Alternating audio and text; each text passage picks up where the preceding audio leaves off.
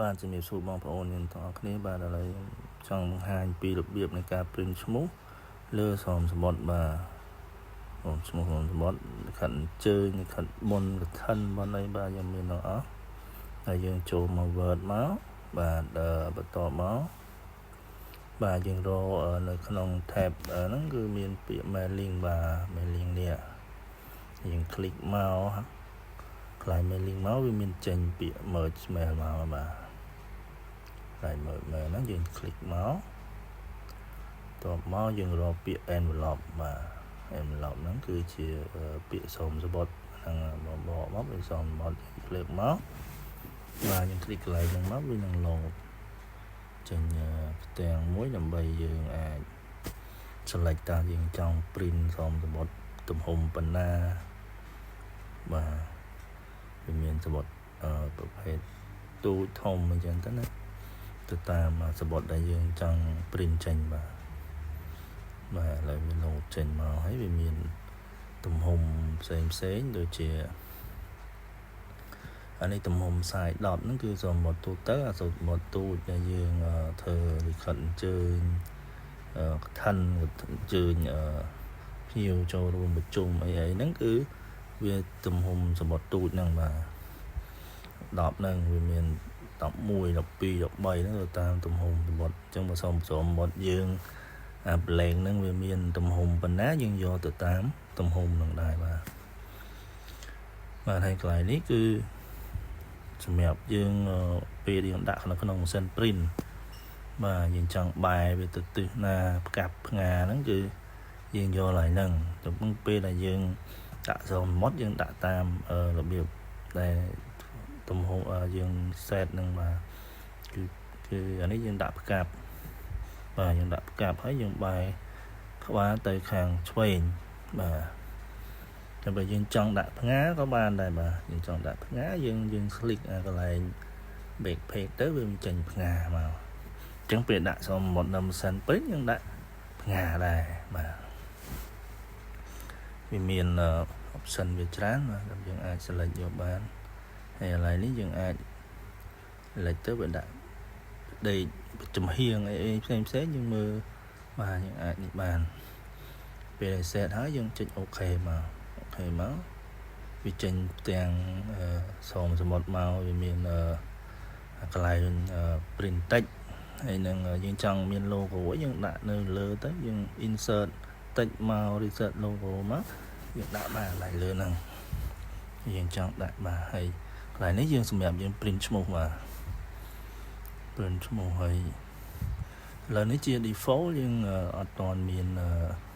set font ទេបាទហើយទំហំខ្សែដែលយើងត្រូវ print ប្រមាណហ្នឹងយើងអត់ទាន់បាន set ទេអញ្ចឹងយើងចូលទៅកន្លែង home បាទចូលទៅកន្លែង home មកឥឡូវយើងស្រី margin វាឲ្យវានេះសិនឲ្យចង់មកដាលបាទចង់មកដាលទៅដល់ពេលអក្សរយើងវាយ print មកគឺវា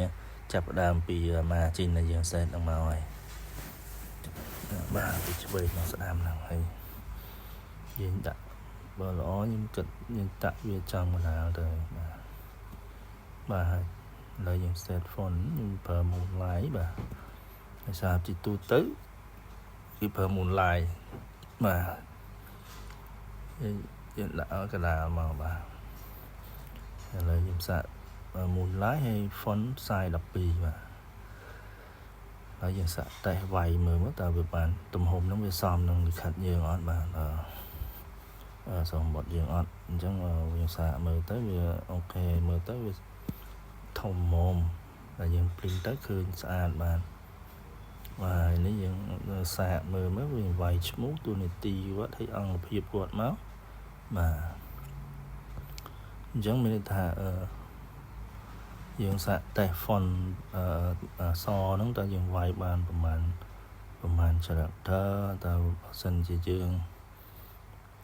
ដាក់វែងពេកវាអាចធ្លាក់ទៅក្រោមអត់ស្អាតអញ្ចឹងយើង set ធ្វើម៉េចឲ្យfeel ដែលយើងត្រូវដាក់ហ្នឹងវាអាចមិនឲ្យលើសពីសុំនឹងទេសុំតិចទេបាទហើយយើងលុបវាវិញសិនមានថា font ហ្នឹងយើងបាន set ហើយ ជាមូលឡាយហើយ font size 12បាទហើយយើងដាក់ចុងកណ្ដាលហើយបាទដល់អញ្ចឹងដល់ពេលដែលយើង insert fill ពីក្នុង merge mail មកវានឹងចេញមកអូតូនៅក្នុងហ្នឹងហើយអញ្ចឹងពេលដែលទូឈ្មោះយើងចេញមកគឺវា load មកអូតូតែម្ដងទាំង100ឈ្មោះ1000ឈ្មោះអីវាចេញមកអូតូបាទឥឡូវយើងបាននេះហើយឥឡូវយើងចូលពាក្យinsert insert ហើយឥឡូវនេះវាមាន2មាន insert new មានថាយើងវាយទិន្នន័យថ្មីតែបើយើងមានទិន្នន័យក្នុង Excel ហើយយើងយកពាក្យ existing នេះមកបាទយកទី2ហ្នឹងបាទពីព្រោះមានថាក្នុង Excel យើងមានទិន្នន័យអស់ហើយមាន100 1000ឈ្មោះអីទិន្នន័យដែលមានហ្នឹងយើង select មកហើយយើងយក file យើងយក folder ដែលយើងដាក់ហ្នឹងយើងរកមើលមកតើ file វានៅណាយើង select វាមកបាទឥឡូវទៅខ្ញុំឧទាហរណ៍ខ្ញុំ save ដាក់ក្នុង file BB នេះបាទអញ្ចឹងយើង select វាមក select យក file Excel save ឈ្មោះដាក់ BB បាទឧទាហរណ៍ហ្នឹងបាទហើយខ្ញុំទិន្នន័យហ្នឹងគឺខ្ញុំឧទាហរណ៍ខ្ញុំដាក់តែ6សិនទេបាទតែបើបងប្អូនយើងដែលមានទិន្នន័យដូចដល់1000 2000អីយើងអាចចូលទៅហ្នឹងយើងគ្រាន់ថានេះមកវាចេញមកទាំងហើយវាងាយហើយលឿនបាទឥឡូវយើង insert file មិនចូលនៅក្នុង merge mail យ៉ាងហើយឥឡូវអានេះ list បាទយើង check មើលតើវាមានប្រមាណហ្នឹងយើងចូលកន្លែង list path list recipient ហ្នឹងមកវាឥឡូវខ្ញុំក្នុងនេះខ្ញុំឧទាហរណ៍ខ្ញុំបញ្ចូលទិន្នន័យហ្នឹងបាន6 row ទេអញ្ចឹងយើងដោយសារក្នុងហ្នឹងវាមាន row ផ្សេងៗនេះវាលែងច្រើនអញ្ចឹងយើងដក tick វាចេញទៅកុំឲ្យយើងឃើញទិន្នន័យអត់មានច្រើនអញ្ចឹងយើង tick យកតាទិន្នន័យដែលមាន row ដែលយើងបាន insert ចូលបានហើយបាទឥឡូវយើង tick ហើយទិន្នន័យវាចាប់មកហើយអញ្ចឹងយើងយកទៅ insert field បាទ insert field ហ្នឹងគឺយើង select យក column ណាដែលយើងតែមានទិន្នន័យដែលយើងចង់បានដើម្បី print ចេញនឹងចេញឈ្មោះនៅក្នុង text box យើងនេះបាទអញ្ចឹងយើងយកពាក្យមានតកូលហើយនឹងឈ្មោះបាទពុទ្ធនាមនិងនាមហ្នឹងមកបាទយើងត្រូវការមានចេញឈ្មោះហើយយើងដក clear នៅក្នុងនឹងតិចមកដើម្បីយើងពេលយើង insert field មួយទៀតមកវាមានដក clear បាទដល់យើង insert យើងត្រូវការពាក្យតួនាទីមួយទៀតបាទយើងចង់បានចេញឈ្មោះចង់បានចេញតួនាទីគាត់ហើយយើងដាក់ភ្ជាប់ពាក្យន័យមួយមកយើងវាយពាក្យន័យមួយដើម្បីវាអាច link គ្នាឲ្យវាដក clear របស់បាទឥឡូវយើង insert អង្គភាពចូលមួយទៀតមានថាទិន្នន័យយើងវានៅក្នុង column នៃអង្គភាពហ្នឹងបាទអញ្ចឹងពេលដែល print ចេញមកវាចេញអង្គភាពណាហើយភាពណាហ្នឹងវាចេញនៅក្នុងហ្នឹងហើយយើង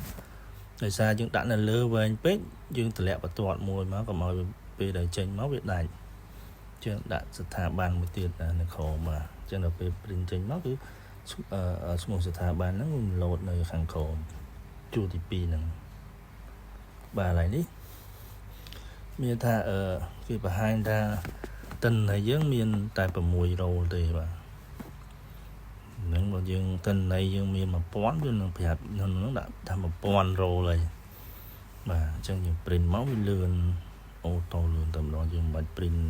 ឈ្មោះម្ដងមួយ print មួយទេកន្លែងនេះគឺកន្លែងយើងoutput data យើងចេញមានជា PDF បាទកន្លែងនេះមានថាពេលដែលយើងចុចទៅវាចេញជា PDF មកទាំងអស់ហើយកន្លែង